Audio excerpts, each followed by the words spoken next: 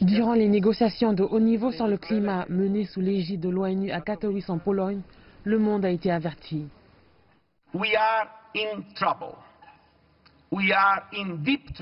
Nous avons des ennuis, de sérieux ennuis. Nous n'allons pas assez vite contre le changement climatique, mais nous devons rattraper ce retard le plus tôt possible, avant qu'il ne soit trop tard.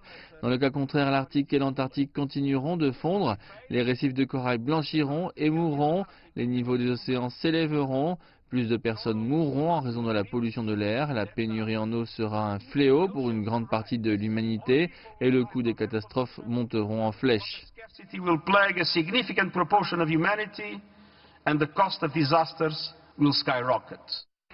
Plusieurs régions constatent déjà les conséquences de ce réchauffement.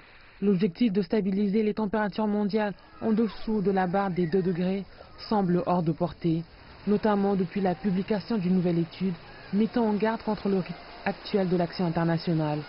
Nous pourrons connaître une hausse des températures aussi entre 3 et 5 degrés d'ici la fin de ce siècle. Et le programme des Nations Unies pour l'environnement a découvert que les émissions globales de dioxyde de carbone avaient augmenté en 2017 après 3 ans de stagnation. Le rapport met en garde contre le rythme actuel de l'action internationale qui n'est pas assez rapide pour atteindre les objectifs de Paris et conclut que les pays doivent tripler leurs efforts pour atteindre l'objectif des 2 degrés Celsius et multiplier par 5 leurs ambitions pour atteindre l'objectif de 1,5 degré Celsius. Un rapport historique de l'ONU prévoit une aggravation des pénuries alimentaires, des feux de forêt et de l'extrême pauvreté si le réchauffement climatique n'est pas limité à 1,5 degré au cours des 12 prochaines années, beaucoup plus tôt que nous le pensons. Les longues et brutales périodes de froid pourraient faire tomber tous les records, a déclaré dans un tweet le président américain Donald Trump le mois dernier.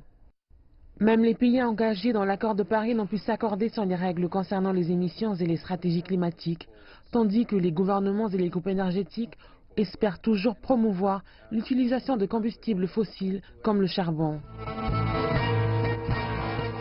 Alors que se déroule en ce moment la conférence sur le climat en Pologne, plus précisément dans la ville minière de Katowice, ce qui pourrait sembler ironique, mais cela sert de rappel puissant qu'un changement politique et culturel est nécessaire pour inverser la situation.